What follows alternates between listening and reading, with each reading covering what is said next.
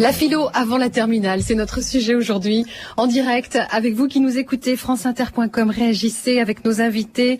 Avec nous, le philosophe Michel Onfray, j'en fais valser mes feuilles. Antoine, Sarah Lou et Dorothée. Voilà, je m'y retrouve tous ensemble donc pour parler de la philo avant la terminale. Michel Onfray, très rapidement, on parlera ensuite de ce qui se passe en Europe, parce que c'est vrai qu'il y a déjà eu des expériences de ce type. On va entendre d'ailleurs dans quelques instants des petits-enfants de 10 ans qui font de la philo en ce moment et qui sont visiblement très contents d'en faire. Ceux qu'on appelle les gens de l'académie, les gens de pouvoir, les agrégés, etc., sont contre. Il y a un chiffre que j'aimerais vous rappeler. En 1995, une étude a été menée. 71% des candidats au bac n'arrivaient pas à avoir la moyenne en philo. Et le constat de l'Éducation nationale était de dire que pour la plupart des copies, on n'était même pas au niveau minimum des exigences philosophiques de base. Donc visiblement, on voit bien que du côté de l'Éducation nationale, ça freine, ils sont pas d'accord. Pour eux, la philo ne peut pas se faire avant un certain âge. Oui, ça veut dire que les institutionnels ne pensent pas beaucoup, parce que si on constate pendant des années, moi j'ai corrigé le bac pendant 20 ans, que les moyennes académiques sont à 6,50, ça veut dire effectivement que ça ne marche pas, ça ne marche plus. Le bac comme il est pratiqué avec le commentaire de texte et la dissertation, on devrait donc tirer des conclusions et considérer que la philo, ça doit se faire ailleurs, autrement, de manière différente, pas forcément non plus avec la société des agrégés, ou des agrégés, qui sont des gens qui sont en train de maintenir leurs privilèges et qui n'ont pas du tout envie de faire de telle sorte qu'on puisse pratiquer la philosophie. On peut penser en même temps qu'il y a un âge où on a des facultés pour manier des concepts abstraits et un âge où c'est quand même plus difficile.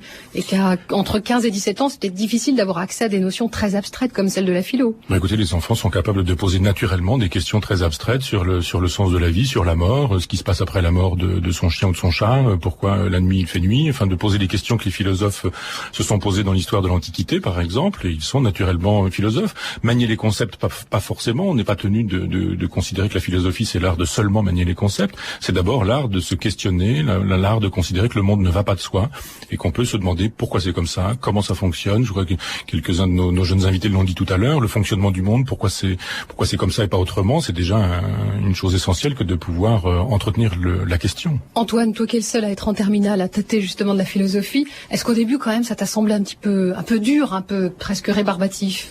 Alors non, pas du tout, parce que je m'étais intéressé déjà cet été. Je m'étais dit je vais commencer la philo, donc j'avais essayé de m'y passer des vacances tranquilles, tu fais de la philo, toi? Non, j'ai passé des vacances tranquilles, mais j'ai essayé de potasser quelques bouquins et j'avais eu assez de mal, mais j'ai abordé les cours de philosophie normalement et sans préjugés. Sans préjugés. Et aujourd'hui, t'as l'impression que ça t'apporte quelque chose ou pas? Oui, vraiment. Enfin, j'avais beaucoup d'appréhension pour mon premier cours, parce que j'attendais vraiment cette matière, de la découvrir.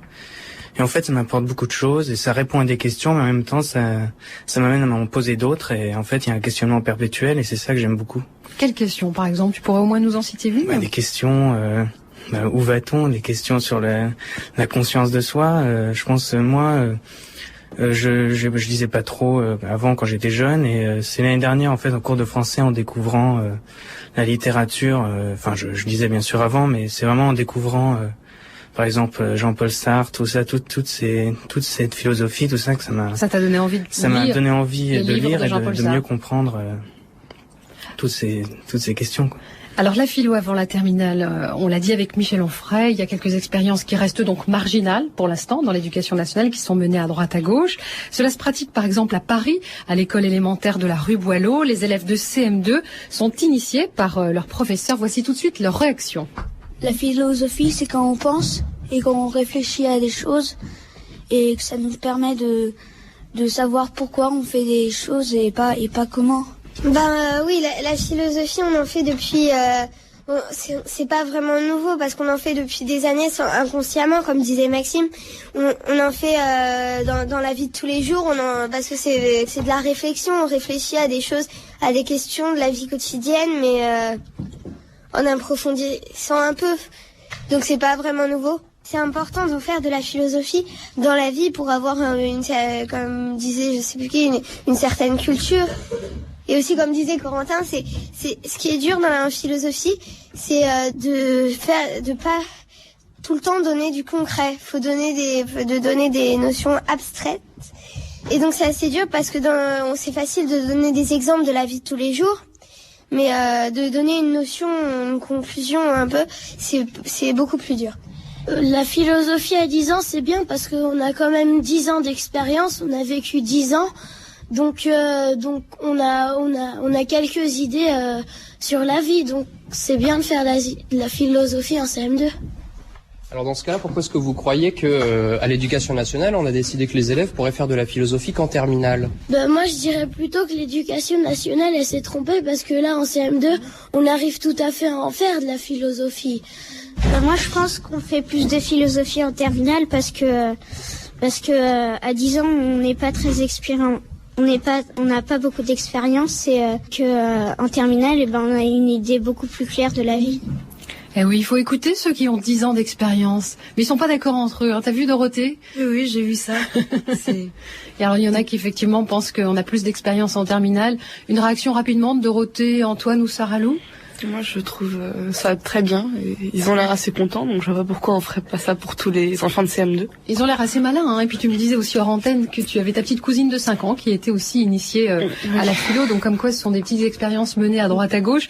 Michel Onfray, je voudrais quand même citer que dans votre coffret, le coffret Radio France, hein, dont on a parlé au début de cette émission, l'événement philosophique, comme nous dit France Culture, vous dites que la philo est une discipline potentiellement dangereuse pour l'ordre moral et social. À des enfants de 10 ans tout de même. Bon sang de bonsoir. Bah oui, je dis potentiellement, hein, donc réellement, rarement. Tout est fait d'ailleurs pour que les institutions se débrouillent de cette potentialité pour n'en rien faire. Je crois effectivement que si on invite les enfants à réfléchir sur la réalité en leur disant que tout n'est pas aussi fondé que ça, on peut toucher à l'ordre social, à l'ordre culturel, on peut s'interroger sur le bien fondé du mariage, de l'hétérosexualité, de la paternité, de la famille ou de ce genre de choses.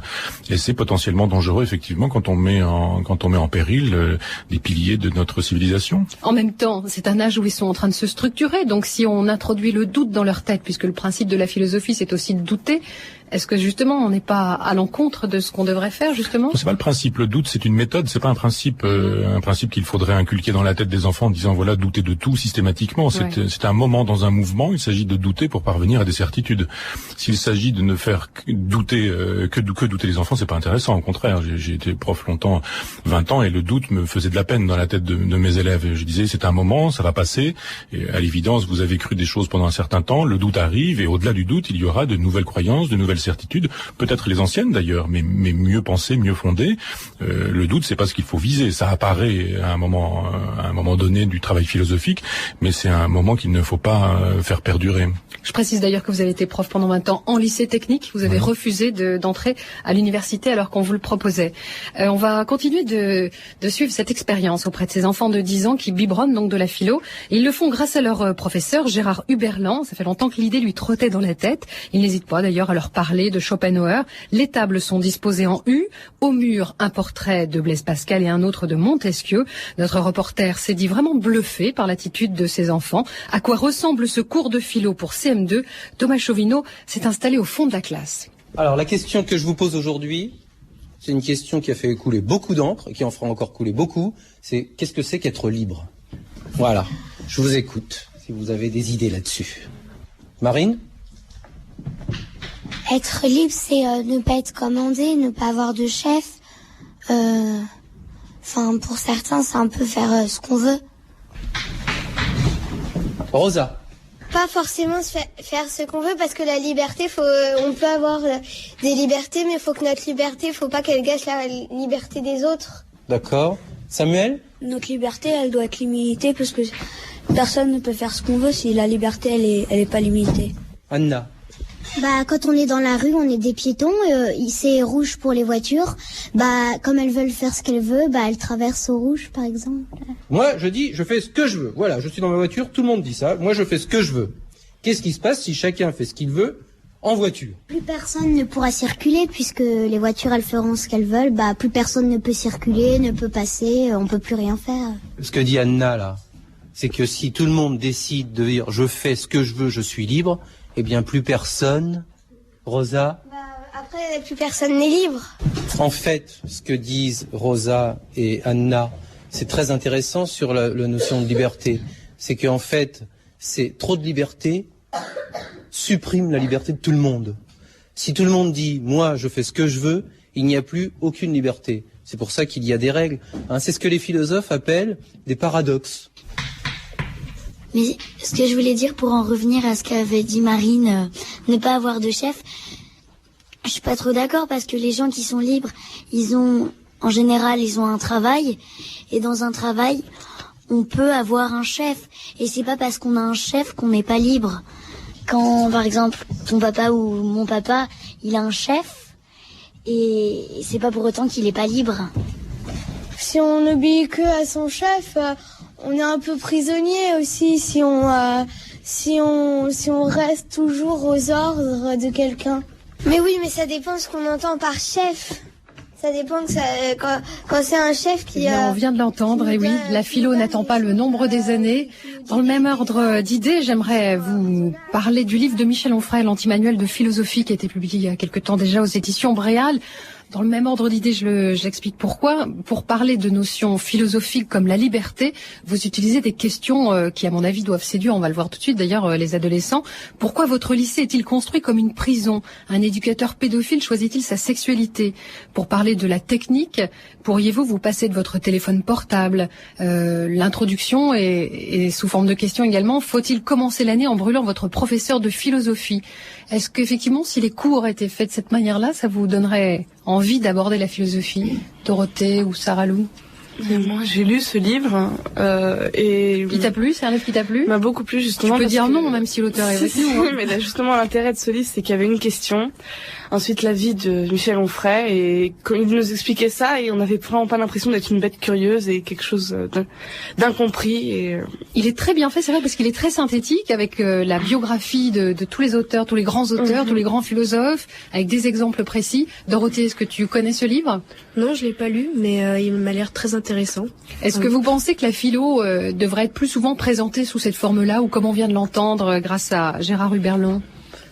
Antoine, moi, j'ai un peu lu ce livre. Presque au lycée Victor Duruy à Paris. Oui, j'ai un peu lu ce livre, et ce que j'ai trouvé très bien, c'est que ça présentait un thème, et qu'ensuite, après, il y avait des textes, et que après avoir lu ce que disait Michel Onfray, on pouvait aborder les textes en les comprenant mieux, et c'est ça que j'ai bien aimé.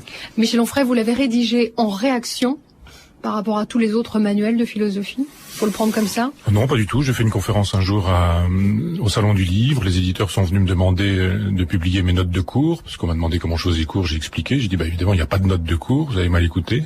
Parce que j'improvise. Je fabrique le cours à partir des questions des élèves et du programme et de ma mémoire et du travail en amont. Et ils m'ont dit, écoutez, si vous vouliez faire un manuel, on mettrait une vingtaine de personnes à votre disposition, vous pourriez diriger une équipe. Je dis, alors, vous n'avez rien compris non plus. Je dirige personne. Je veux pas d'équipe. Je veux bien faire un manuel, mais je le fais tout seul. Et je fais tout. Et comme disait Antoine, c'est ce à quoi je tiens. C'est-à-dire, il y a les questions, bien sûr, il y a un développement, évidemment, il y a des biographies d'auteurs, il y a des textes également. Il y a des dessins, il y a des bandes dessinées. Oui, parce que souvent, la philosophie populaire, c'est l'art de ne rester qu'aux questions simples ou à l'accroche. Ça, c'est une accroche. Quand on rentre dans une classe de 35 élèves, à l'évidence, il faut les intéresser. Ils sortent d'un cours de sport, ils vont faire un cours d'espagnol, ils n'en ont rien à faire, ils ont envie de lire le texto que leur copine vient de leur envoyer. Donc, il faut accrocher la classe. Et on démarre avec cette question-là. Mais on démarre. On ne reste pas sur cette question-là. Et si je fais un cours si je démarre en disant, mais est-ce que vous pourriez faire l'économie de votre téléphone portable, il faut que ça débouche sur un texte d'Horkheimer qui fait la critique de la technique, de l'asservissement aux objets, du rapport que nous entretenons à la société de consommation. Il faut démarrer avec des choses simples, des questionnements qui peuvent intéresser les élèves pour qu'ils puissent voir l'intérêt qu'il y a à lire Horkheimer, Pascal ou Descartes. Parce que au bout du compte, il s'agit quand même de faire de la philosophie et pas seulement de la discussion pure. Ce que vous me présentiez tout à l'heure comme bande-son, c'est extrêmement intéressant, mais il faut aussi peut-être déboucher sur un certain nombre d'informations, peut-être refaire une lecture de Rousseau pour les élèves, l'obéissance à la loi qu'on s'est prescrite et liberté, par exemple. Et puis on explique aux enfants que cette histoire de voiture, de feu rouge, c'est très expliqué. Même à 10 ans. Mais à votre avis, est-ce que c'est plus facile d'enseigner la philosophie à des jeunes gens comme ceux qui sont avec nous, des jeunes gens de terminale, on va dire de 16-17 ans, ou à des petits de 10 ans, comme on vient d'entendre? Ce sont des publics différents. D'abord, vos trois invités sont quand même brillants, spécialement brillants, désireux en plus de ça, de philosophie. philosophie, c'est quand même important. Les enfants n'ont pas toujours, ou les adolescents, le désir de savoir, ou la volonté de savoir. Donc il faut aussi rendre hommage aux collègues qui sont des militants de l'ombre aussi, ceux qui bricolent dans l'incurable, dans leur classe, qui font de la philo, qui font bien de la philo. Antoine le disait tout à l'heure, le prof c'est important pour cette discipline-là, pour toutes les disciplines bien sûr, mais plus encore pour la philosophie. Donc je crois qu'il faut composer avec tout ça et qu'on peut vraiment faire quelque chose de très bien sans attendre l'éducation nationale et les directives ministérielles. Il faut inventer dès demain. On peut même commencer avec cet anti-manuel de philosophie qui, à mon avis, doit être quand même un best-seller. Un auditeur de France Inter nous a laissé un petit message d'ailleurs pas plus tard qu'hier soir en nous disant que pour lui c'était de l'alter-philosophie. Je ne sais pas si vous connaissiez cette expression. Un message aussi, n'hésitez pas, sur franceinter.com, Le Monde selon WAM. C'est Christine qui vient de nous envoyer un petit mail. Comprendre le monde, point d'interrogation. Quelle ambition, 3 points d'exclamation.